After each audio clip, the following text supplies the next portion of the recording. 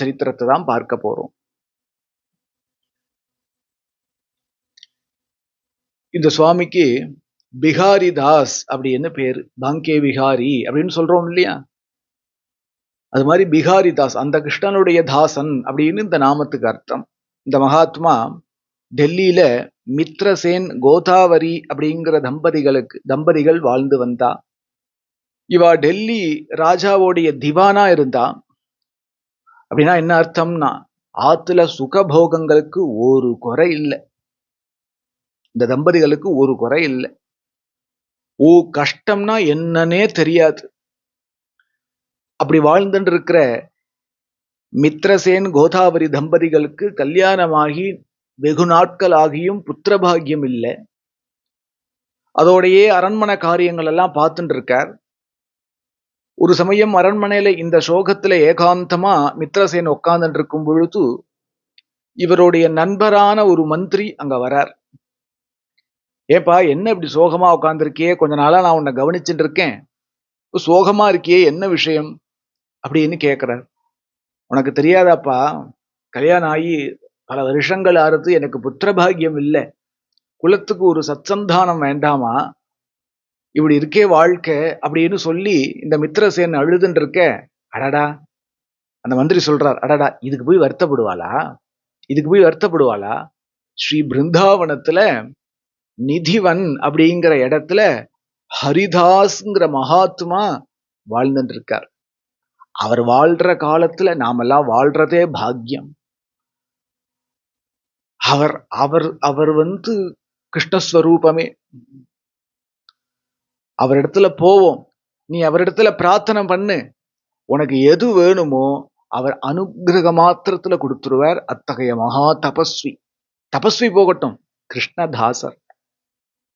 அப்படியா அப்படின்னா நாளைக்கே போவோம், சரி அப்படின்னு விட்டார். மறுநாள் காத்தால வெடிந்தது.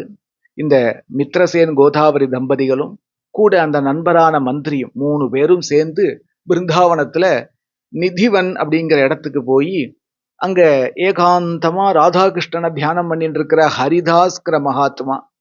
நாம இப்போ ஹரிதாஸ் சுவாமிகள் பஜனை பண்ணிட்டு இருக்காரு இல்லையா, யூடியூப்ல எல்லாம் பழைய வீடியோ வருமே, அவர் இல்லை இவர். ஹரிதாஸ்னே நிறைய பிருந்தாவன பக்தர்களுடைய சரித்திரத்துல வரும். அவர் இல்லை, அவரை பத்தி நம்ம பேச போறதே இல்லை. ஏன்னா நம்ம பிருந்தாவன பக்த சரித்திரங்கள் சொல்லிட்டு இருக்கோம், இதுல அவர் வரமாட்டார். நான் சொல்றது 200 வருஷத்துக்கு முன்னாடி வாழ்ந்த, அதற்கும் முன்னாடி வாழ்ந்த பக்தர்களை தான் தொடர்ந்து பார்க்க போறோம். இப்பவும் அப்படிதான். சரி, கதைக்கு வருவோம். காத்தாலே எழுந்து மந்திரியும் இந்த மித்ரசேன் கோதாவரி தம்பதிகளும் நேரா பிருந்தாவனத்துல நிதிவனத்துக்கு போய் அங்க ராதாகிருஷ்ணனை ஹிருதயத்திலேயே தியானம் பண்ணிட்டு இருக்கக்கூடிய ஹரிதாஸ்கிற மகாத்மாவை போய் சந்திக்கிறா. ஆசையோட, ஒரு மந்தஹாசத்தோட, வாப்பா அப்படிங்கிறது போல வரவேற்கிறார். அதான சாதுக்களுடைய லட்சணம். இந்த 2 தம்பதிகளும் பட்டுன்னு சாஷ்டாங்கமாக கீழே விழுந்து சேவிச்சு இருகரமும் கையில கூப்பின்னு இப்படியே நிற்க, கிட்டவா அப்படின்னு கூப்பிடுறார். கிட்ட போய் இப்படி நிற்கிறார். என்ன ஓணும்? அடியனுக்கு ரொம்ப நாளா புத்திரபாகியம் இல்லாம அவஸ்தப்படுறோம், நீங்க தான் எனக்கு அனுகிரகம் பண்ணணும், உங்களை நம்பிதான் வந்தேன் அப்படிங்கிறார். அப்படியா, சரி, நீ மதுராவுக்கு குடிபெயர்ந்து வந்துடும், வந்த 1 வருஷத்துல உனக்கு புத்திரபாகியம் கிடைக்கும், ராதே பார்த்துக்கோ அப்படின்னு அனுகிரகம் பண்ணிவிட்டார். உடனே வாளுக்கு ஒரு சந்தோஷம், புத்திரன் கிடைச்சுட்டது போல. ஏன்னா மகான்களுடைய வாக்கு, அதை அவ காப்பாற்ற வேண்டாம், காப்பாற்ற வேண்டியவா அங்க இருக்கா, ராதாகிருஷ்ணன் இருக்கா, அவ பார்த்துப்பா. அதுக்கு அடுத்தபடியா அவ ரொம்ப சீக்கிரம் டெல்லியில இருந்து மதுராவுக்கு டிரான்ஸ்பர் ஆகி, அதாவது வீடு மாத்தின்னு வந்து அங்க குடிபுகுந்த முதல் நாள்ல இருந்து சரியா 1 வருஷத்துல அதிசுந்தரமான அழகுல ஒரு சத்புத்திரன் பிறக்கிறான். குழந்தை பிறந்து 1 வருஷம் பூர்த்தியாகி இந்த மித்ரசேன் கோதாவரி தம்பதிகள் தன் குழந்தையை எடுத்துட்டு மீண்டும் பிருந்தாவனத்துக்கு வந்து நிதிவனத்துல பழுத்த பழம் போல ஜொலிச்சுட்டு இருக்கக்கூடிய ஹரிதாஸ்கிற மகாத்மாவிட்ட சரணத்துல கொண்டு போடுறார். ஏன்னா நம்மளெல்லாம் கூட நம்ம பெரியவா நம்ம குழந்தையா இருக்கும்போது மகான்களை தேடி போய் பார்த்தோ, இல்ல நம்ம ஊருக்கு வந்த மகான்களுடைய சரணத்திலையும் நம்ம குழந்தையா இருக்கும்போது போய் போட்டிருப்பா. இதுக்கு அனுக்கிரகம் பண்ணுங்க சுவாமி அப்படின்னு நம்ம தாத்தாவோ, நம்ம அம்மாவோ, நம்ம அப்பாவோ, நம்ம மாமாவோ யாரோ நமக்கு பாராம உபகாரம் பண்ணிருப்பா. அந்த மகானுடைய கடாட்சம் இருக்கும். இது எல்லாருக்குமே நடந்திருக்கும். இல்லைன்னா ராதாகிருஷ்ணன் அப்படிங்கிற இந்த சொல்லே உங்க காதுல விழாது. இத்தனை நேரம் கிருஷ்ண கதையை கேட்டுட்டு நீங்க நீங்க இருக்க முடியாது. உங்களுக்கு குயுக்தி எண்ணங்கள் தோன்றும். கிருஷ்ண கதையை கேட்டா ருச்சிக்காது, மேனி சிலிர்க்காது. எல்லாம் நடக்கிறது இல்லையா? அப்போ யாரோ பண்ண ஒரு க்ஷண உபகாரம் சாதுக்களுடைய காலில் அப்படி போடலைன்னா கூட கர்ப்பஸ்திரியா இருக்கும் பொழுது ஏதாவது ஒரு மகாத்மாவுடைய கடாட்சம் நம்ம அம்மாக்கோ நம்ம அம்மாவுக்கு விழுந்திருக்கும். இல்லைன்னா கிருஷ்ண கதை கேட்க முடியாது. இது விளையாட்டு இல்லை. அப்போ இவருடைய ஹரிதாஸோடைய கிருபையினால தானே குழந்தை பிறந்தது. அதனால ஹரிதாஸோடைய சரணத்துல இந்த குழந்தைய போட்டா இந்த தம்பதிகள். ஹரிதாஸோ நான் பரம பிரேமையோட குழந்தையோடைய சிரசை தடவி கொடுக்கிறார்.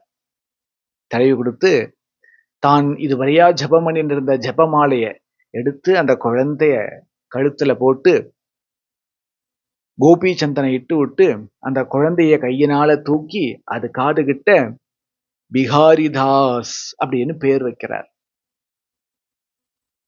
உடனே அந்த குழந்தையா இருக்கக்கூடிய திருமேனிலுமே ரோமாஞ்சம் உண்டாகி கண்கள்ல இருந்து கண்ணீர் வந்துதான். ஏன் எதுக்குன்னா, பிறந்த உடனே ஒரு குருநாதன் கையில போய் நாம் சேர்ந்துட்டோமே. சதா கிருஷ்ணானந்தத்துல இருக்கக்கூடிய பரம கிருஷ்ணதாசருடைய கையில நாம இருக்கோமே அப்படின்னு அந்த குழந்தை கண்ணீர் விட்டுதான். ஏன்னா இதெல்லாம் கிடைக்குமா? மகாத்மாக்கள் லோகத்துல கிடைச்சிடுவாளா? கிடைச்சாலும் அவளிடத்துல அபச்சார புத்தி தானே நமக்கு தோணும். அபச்சார புத்தி தானே தோணும். நல்ல புத்தியா தோணிட பொறுத்து. அதெல்லாம் இல்லாம ஒரு அறிவு வளர்வதற்கு முன்னாடி குழந்தை ஒரு மகாத்மாவுடைய கையில இருக்கு. அவர் பேர் வைக்கிறார். பேர்பட்ட பாக்கியம். அதனால தன் பாக்கியத்தையே நினைச்சு கண்ணீர் வந்தது அந்த குழந்தைக்கு. ஏன்னா முந்திர ஜென்மாக்கள்ல என்ன கஷ்டப்பட்டிருக்குமோ யாரு கண்டா? அப்படி இருக்க அதுக்கப்புறம் அந்த குழந்தைய கீழே விட்டுட்டு அவ அம்மா அப்பா கிட்ட ஏதோ சாதாரணமா பேசிட்டு இருக்கார் ஹரிதாஸ் சுவாமி. இந்த குழந்தை குப்பு துண்டு மெல்ல அப்படியே தவழ்ந்து போய் அந்த ஹரிதாஸ் சுவாமி உட்கார்ந்துட்டு இருக்காரா, அவருடைய ஆசனத்துக்கு பக்கத்துல அவருடைய காவி வஸ்திரத்தை வச்சிருக்கார். இந்த குழந்தை தவழ்ந்து போய் ஒரு கையினால அந்த காவி வஸ்திரத்தை எடுக்கிறது. எனக்கு லோகம் வேண்டாம், எனக்கு கிருஷ்ணன் வேணும்னு அர்த்தம் அதுக்கு. அதை எடுக்கிறது குழந்தை. 1 வருஷம் தான் பூர்த்தி ஆயிருக்கு. ஹரிதாஸ் சுவாமி பார்த்து சிரிக்கிறார். பிகாரிதாஸ் இப்போ கிடையாது, பின்னாடி தர உனக்கு அப்படிங்கிறார். இப்படியே அந்த குழந்தை நாளொரு மேனியும் பொழுதொரு வண்ணமாக இந்த தம்பதிகள் ஆத்துல வளர்ந்துட்டு வந்தது. கொஞ்ச நாள்லயே மித்ரசேன், அதாவது இந்த பிகாரிதாஸோடைய அப்பா, கிருஷ்ணச்சரணத்தை அடைஞ்சுட்டார். அதன் பிறகு டெல்லி பாதுஷாவுடைய ராஜ்யத்துல அப்பாவுக்கு பிறகு தானும் திவானா இருந்துன்னு வரார். அந்த பாதுஷா அப்பப்போ நோட் பண்றார், அபார புத்திசாலியா இருக்கார் இந்த பிகாரிதாஸ். அபாரமான புத்திசாலி, நல்ல வாக்கு, நல்ல தேஜஸ், அசாத்திய சாமர்த்தியம். அதை அப்பப்போ பாராட்டுவார் அந்த பாதுஷா. இப்படி இருக்க கொஞ்ச நாள்ல டெல்லி ராஜ்யத்தை எதிர்த்து எதிர் ராஜ்யத்துல சண்டை வந்துருச்சு. சண்டை ரொம்ப உக்ரகமா நடக்கிறது. எந்த பக்கம் வெற்றி போகும்னே சொல்ல முடியல. அப்படி போயிட்டு இருக்கு. 1 வாரம் ஆச்சு, யுத்தம் முடிவுக்கு வந்த பாடு இல்லை. அப்படி இருக்கும் பொழுது இவர் அதற்கான பிளான் எல்லாம் போட்டு கொடுப்பார். யாரு? பிகாரிதாஸ். அவருடைய பிளான் எல்லாம் செல்லுபடி ஆகும். அவராலேயே ஒன்றும் பண்ண முடியல. இப்ப எந்த பக்கம் வெற்றினே சொல்ல முடியல. அப்படி போர் போயிட்டு இருக்கிற நிலையில எதிர்கட்சியில ஒரு பரம கிருஷ்ணதாசர் இருக்கார் அப்படிங்கிறத புரிஞ்சுண்டார் இந்த பிகாரிதாஸ். எப்படி புரிஞ்சுண்டார்னா, அது மகாத்மாக்களுக்கு புரியும். மகான்கள் கிட்ட போய் அடியேன் வந்திருக்கேன் தாசன் அப்படிலாம் சொல்லுவா. அவ வாய் சொல்லுதா ஹிருதயம் சொல்றதான்னு கூடவா மகான்களால கண்டுபிடிக்க முடியாது. சில சில சில பேச்சு வழக்குல சில வார்த்தைகள் வந்துடும். அது மாதிரி நாக்குக்கு நாம் பழக்கம் கொடுத்துட்டு இருக்கோம், அடியேன் தாசன். ஹிருதயம் வணங்குறதா அப்படிங்கிறது மகாத்மாக்களுக்கு தெரியும். அது மாதிரி அந்த கூட்டத்துல ஜொலிச்சுட்டு இருக்கிற ஒரு மகாத்மா பரம ஹனுமத் உபாசகர் அவரை பிடிச்சுட்டார்.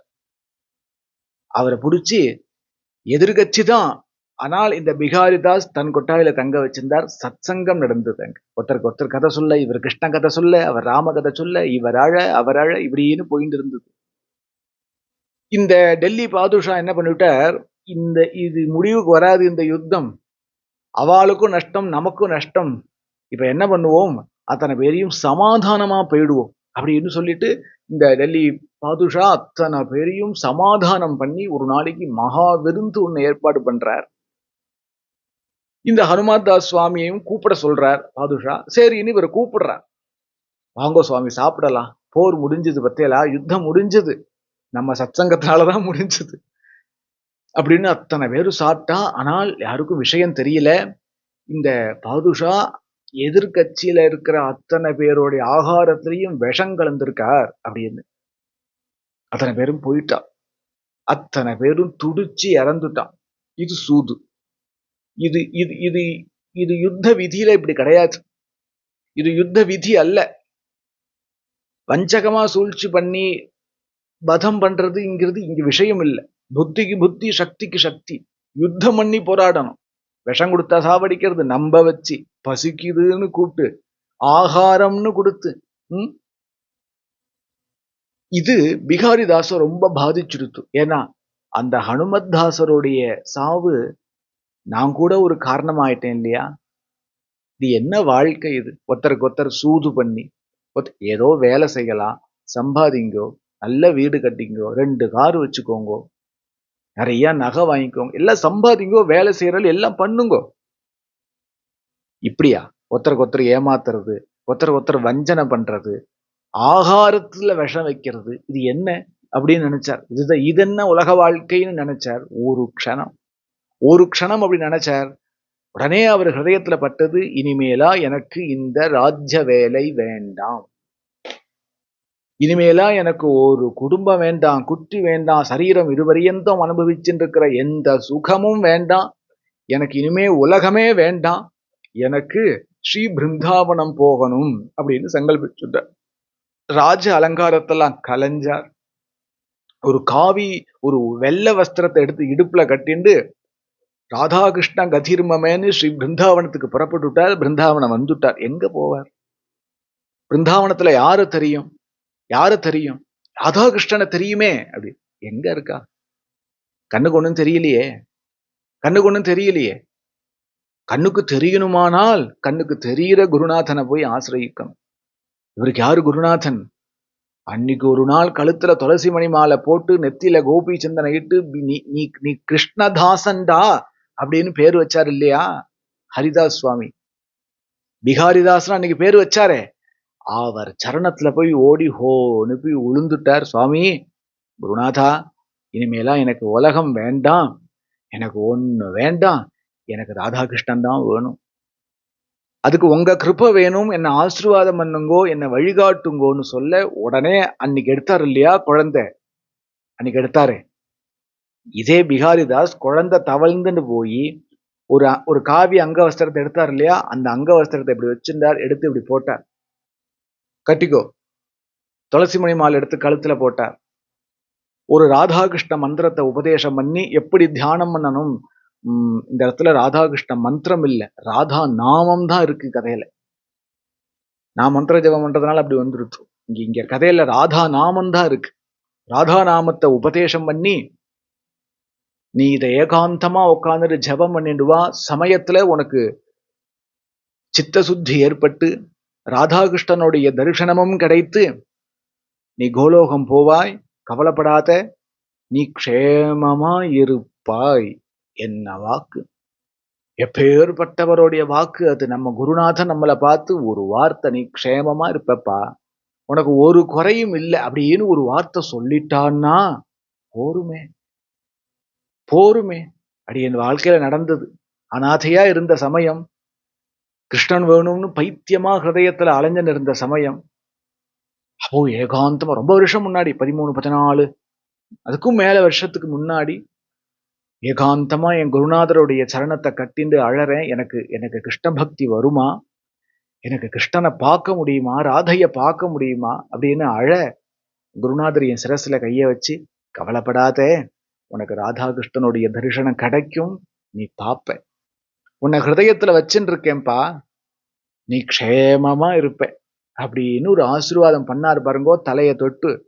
அது அது வீணாகல, அது வீணாயிடாது. இப்போ இப்போ குருநாதர் தேகத்தோட இல்லையேன்னா அன்னைக்கு அவர் கொடுத்த வாக்க நான் மறந்திருக்கலாம். ராதாகிருஷ்ணன் மறப்பாலா? மறக்க மாட்டான்.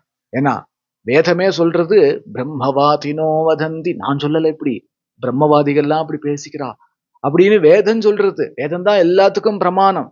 அந்த வேதமே தனக்கு பிரமாணமாக ஞானிகளை காட்டுறது. அது மாதிரி ஒரு உத்தம கிருஷ்ணதாசர் எனக்கு தலையில கைய வச்சு அனுகிரகம் பண்ணார்னா நான் மறந்துடலாம் ஐயா. இல்ல நான் அயோக்கியனாவே போய்விடலாம், இல்ல நான் நாஸ்திகனாவே ஆயிடலாம். அந்த வாக்கு பொய்யாகாது. அது போல இங்க கிருஷ்ணதாஸ், இங்க பிகாரி தாஸுக்கு ஹரிதாஸ் சுவாமி இப்படி ஒரு ஆசீர்வாதம் பண்ணிட்டார். ஆனால் அவர் குரு சேவைத்தான் பண்ணிட்டு இருந்தார், ராதா நாமத்தை கம்மியா தான் ஜபம் பண்ணிட்டு இருந்தார். ஏன்னா பிரத்யக்ஷ தெய்வம் குருநாதர் இருக்கார், அப்புறம் ஜபம் பண்ணிக்கலாம் அப்படின்னு நினைச்சார் அவர். பொழுது விடிஞ்சா பொழுது போனா பிகாரிதாஸ் ஹரிதாஸ் சுவாமி பக்கத்திலேயே இருந்து குருநாதனுக்கே என்னென்ன வேணுமோ எல்லா கைங்கரியமும் தானே பண்ணுவார். எல்லாம் தானே பண்ணி இடையில குருநாதர் சித்த தூங்குவார் பாருங்கோ. அப்ப இவர் தூங்காம உட்கார்ந்துட்டு ராதா ராதா ராதா அப்படின்னு ஜபம் பண்ணிட்டு இருப்பார். சில வருஷங்கள்ல குருநாதன் கோலோகம் போயிட தான் ஏகாந்தமா ஆயிட்டார். இனிமே அவர் பிருந்தாவனத்துல அடர்ந்த வனப்பகுதிக்குள்ள போய் ஏகாந்தமா யமுனா ஜலத்தை மாத்திரம் ஒருவேளை மாத்திரம் ஆகாரமா எடுத்துண்டு எப்ப பார்த்தாலும் ராதா ராதா ராதா ராதான்னு ஜபம் பண்ணிட்டே இருப்பார். மனுஷன் தானே, ஆரம்பத்துல எல்லாம் ஜபம் பண்ணும் போது பலவிதமான விகார விசாரங்கள், அதாவது எண்ண அலைகள் அவளை தாக்குனது. நல்ல எண்ணங்களும் வரும், கெட்ட எண்ணங்கள் வரும். என்ன பண்ணார்னா, அந்த எண்ணங்கள்லாம் எனக்கு வருதே, ஐயோ என்ன என்ன நான் எனக்குள்ளேயே அப்படி சிந்தனை எல்லாம் இருந்தது அப்படிலாம் அவர் நினைக்கல. ஏன் நினைக்க சொல்லல குருநாதர், நீ ராதா நாமத்தை ஜெபின்னு சொன்னார். அதனால இவர் என்ன பண்ணார்னா, எந்த எண்ண அலைகள் வந்து தாக்கிட்டு போட்டும், குருநாதன் சொன்ன அந்த வாக்க விடமாட்டேன்னு சொல்லிட்டு ராதா ராதா ராதா ராதான்னு ஜபம் பண்ண. இப்படி ஒரு நாள் 2 நாள் இல்ல, 10 வருஷ காலம் ராப்பகலாக இப்படி ஜபம் பண்ணி முடிக்க ஹிருதயத்துல இருக்கக்கூடிய சர்வ விகார விசாரங்களும் எரிஞ்சு போய் ஹிருதயத்துல அலௌகிகமான அதீந்திரியமான சாந்தி ஹிருதயத்துல மலர்ந்து அந்த சாந்தியவே கவனிச்சுட்டு இருக்கும்படியான ஒரு பவரும் நமக்கு கிடைச்சி ஒரு பேரானந்த நிலை அடைஞ்சுட்டார். அப்பவும் ஜபத்தை விடல, மேலும் ஜபம் பண்ணிட்டே இருக்கார், ஜபம் பண்ணிட்டே இருக்கார். என்ன நடந்த போதிலும் ஜபத்தை விடல. வெறும் ஒரு வேளை பிக்ஷைக்கு போவார், அரை வயிற்றுக்கு சாப்பிடுவார், பாக்கியெல்லாம் யமுனா ஜலம் தான். அப்படி இன்னொரு 10 வருஷம் ராதா நாமத்தையே ஜபம் பண்ண இப்ப என்ன ஆயிடுத்துன்னா, ஹிருதயத்துல ராதா கிருஷ்ணன் தரிசனம் தர ஆரம்பிச்சுட்டா. அந்த தியானம் சித்திச்சுடுத்து. என்ன பண்ணார், ராதா நாமத்தை ஜபம் பண்ணிட்டு இருந்தார். அப்பவும் இவர் உடல, ராதா நாமத்தை ஜபம் பண்ணிட்டே இருப்பார். ராதா நாமம் இவருக்கு தெரியாமலே ஹிருதயத்துல அடங்கிடும். ராதாகிருஷ்ணனுடைய தரிசனம் ஹிருதயத்துல கிடைக்கும். அப்ப ஜபத்தை விட்டுருவார், அந்த தியானத்திலேயே இருப்பார். அப்புறம் அந்த தியானம் கலைஞ்சிடும், மறுபடியும் ராதா நாமத்தை ஜபம் பண்ணும். இப்படின்னு வாழ்ந்துட்டு இருக்க கிட்டத்தட்ட இப்ப சுவாமிக்கு 76 வயசு ஆயிடுச்சு. ஸ்ரீ பிருந்தாவனத்தை விட்டு இந்த அந்தண்ட தாண்டல, ராதாகிருஷ்ணனை தவிர வேற தெய்வம்னு நினைக்கல, ராதா நாமத்தை விட வேற ஒரு மந்திரம் இருக்குன்னு நினைக்கல, வேற ஏதாவது மகாத்மாக்களை தேடி ஓடல, அங்கேதான் இருந்தார். குருநாதனையே தியானம் பண்ணிட்டு ராதா நாமத்தையே ஜபம் பண்ணி இப்படியே இருக்க மகான்கள் பொதுவா நம்ம இனிமே நிறைய பார்க்க போற எல்லா மகான்களும் அநேகமாக ராத்திரி தூங்க மாட்டா. அப்படி பெரும்பாலும் தூங்குனான்னா 12ல இருந்து 2 மணி வரைக்கும் தான் தூங்குவாவா. பெரும்பாலும் அதுதான் அவ தூங்குற டைம்.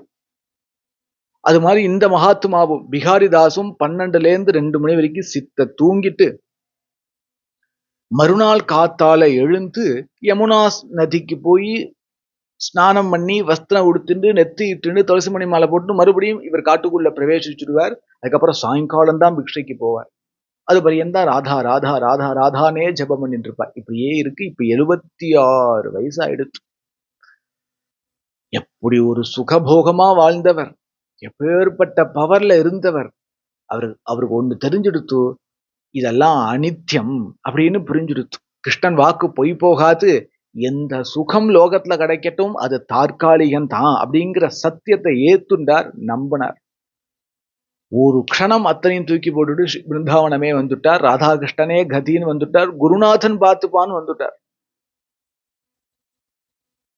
குருநாதன் ஒண்ணு ராஜா இல்ல பாத்துக்கிறதுக்கு, ராதா அவர் ராதா நாமத்தை ஹிருதயத்துல தியானம் பண்ணிட்டு இருக்கக்கூடியவர். அத்தகைய குரு அவருக்கு இருந்தார். இப்ப 76 வயசுல ஒரு நாளைக்கு இப்படி ராத்திரி 12ல இருந்து 2 மணி வரைக்கும் தூங்கிட்டு மறுநாள் காத்தால எழுந்து யமுனா நதியில ஸ்நானம் பண்ண போறார். பிரம்ம முகூர்த்த சமயம்.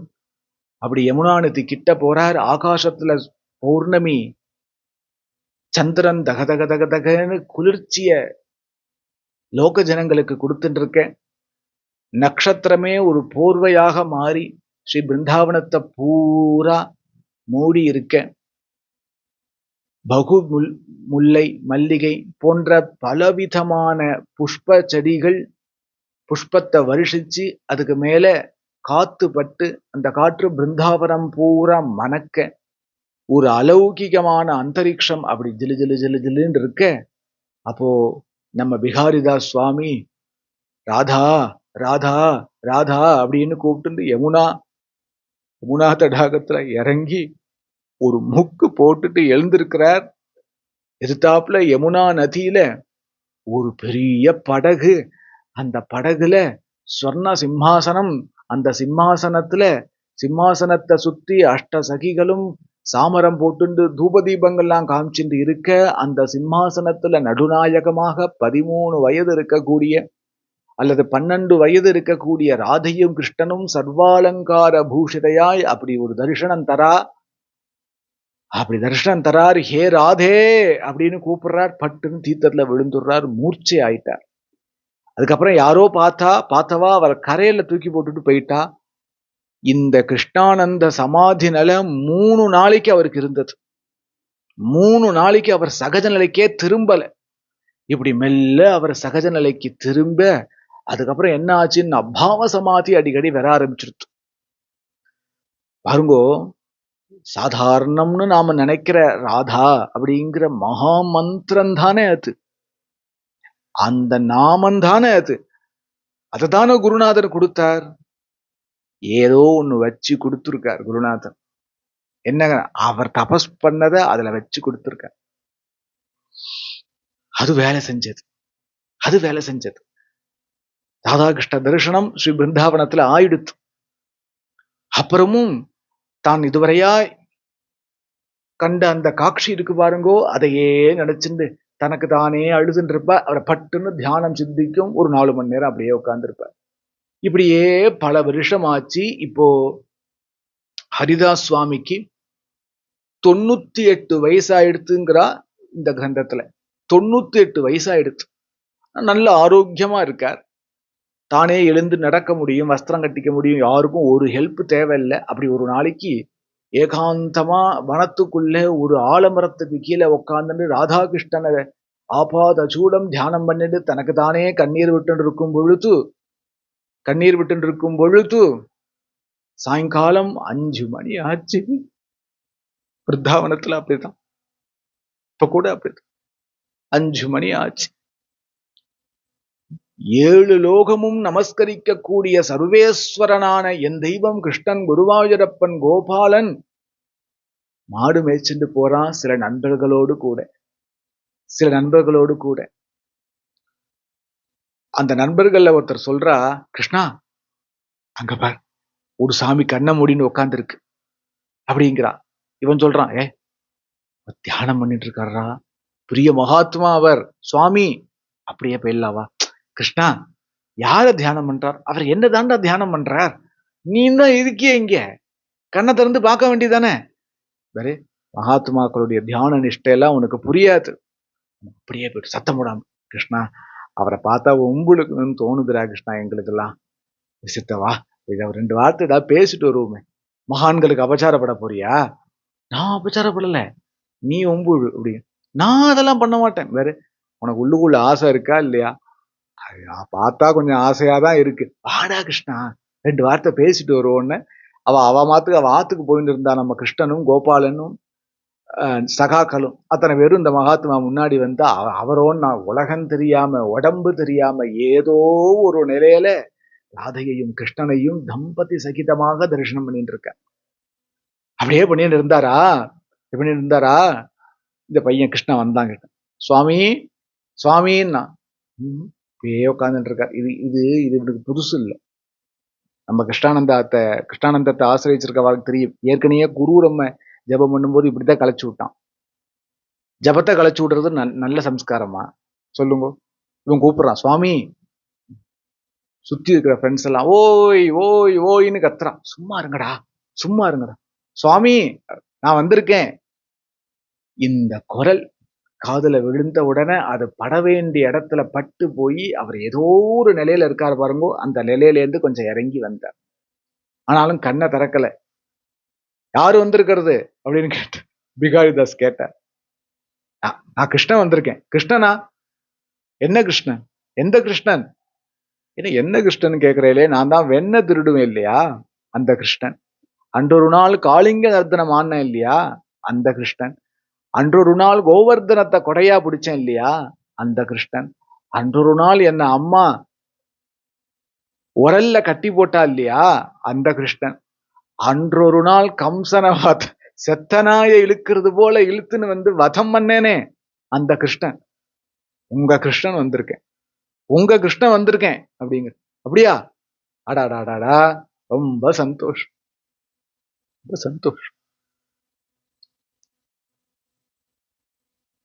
பக்கத்துல ராதா இருக்காளா? அவ வந்திருக்காளா? இல்ல சுவாமி, அவ என் கூட தான் வந்து இருந்தா. அவ கால் வலிக்கிறதுன்னு அங்கேயே ஒரு புளிய மரத்து கீழே உக்காண்டா. தூரக்க வந்துன்னு இருக்கா. வந்துடுவா. அவ இல்லையா?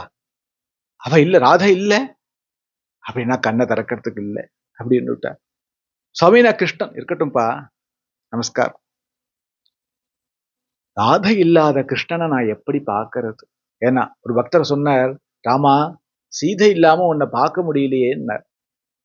இங்க சொல்றார், ராதை இல்லாத கிருஷ்ணனை நான் எப்படி பார்க்கறது? நான் பார்க்கறதுக்கு இல்லை அப்படின்னு சொல்லிண்டே இருக்கும் பொழுது படபடன்னு மேகங்கள் சூழ்ந்தது. இதமான காத்து வீசு. மெல்லிய தூரல் போட குரூப்பா இருக்கிற நண்பர்கள் எல்லாம் நகர்ந்துக்க.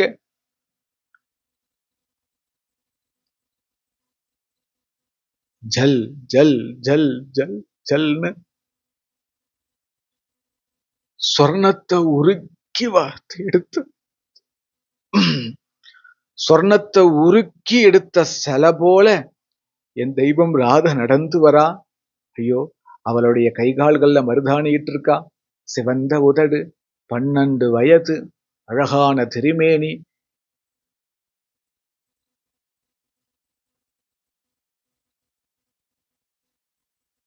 அவ வரா. அவ வந்து, சுவாமி உங்க ராதை வந்திருக்கேன். அப்படியா? கண்ணை திறந்தார். ராதையுடைய கிருஷ்ணனுடைய தம்பதி சகிதமான திவ்ய தரிசனம் கிடைச்சது. கிருஷ்ணன் எப்படி இருந்தானா தலையில ஒரு முண்டாசு, அதுல ஒரு மயிலரகு, இடுப்புல புல்லாங்குழல் சுருகிண்டு, ஒரு வஸ்திரமும் இடுப்புல கட்டிண்டு, பீதாம்பரத்தையும் போட்டுண்டு, ஒரு வைஜெயந்தி மாலையும் போட்டுண்டு, கையில மாடு மேய்க்கிற குச்சி வச்சுண்டு, இன்னொரு கையில தாமரை பூவை சுழட்டிண்டு, ராதையோடைய திருமேனியில கை வச்சுண்டு இருக்க. ராதையோன்னா உச்சந்தலையிலேந்து உள்ளங்கால் வரியா கிருஷ்ண பிரேம நிறைஞ்சு இருக்க. அதிசுந்தரமான முகம், தேஜோமயமான கண்கள். ராதன்னா ராதை எப்படி வர்ணிக்க முடியும்? இப்படி இருக்கக்கூடிய ராதா கிருஷ்ணனை கிட்டக்க பிரத்யக்ஷமா தனக்குன்னு அப்படி அவ சாப்பிடுறது போல இந்த பிகாரிதாஸ் சுவாமி அப்படி தரிசனம் பண்ண. அப்படி பார்த்துட்டே இருக்க. ஹே ராதே அப்படின்னு போயிட்டார். தேகம் விழுந்துடுத்து. எங்க போனார்? கோலோகம் போயிட்டார்.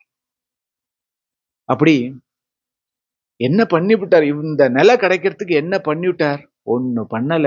குருமுகாது ராதா நாமத்தை பெற்றுக்கொண்டு ராதா ராதா ராதான்னு ஜபம் பண்ணிட்டு இருந்தார். வேற என்ன பண்ணார் அவர்?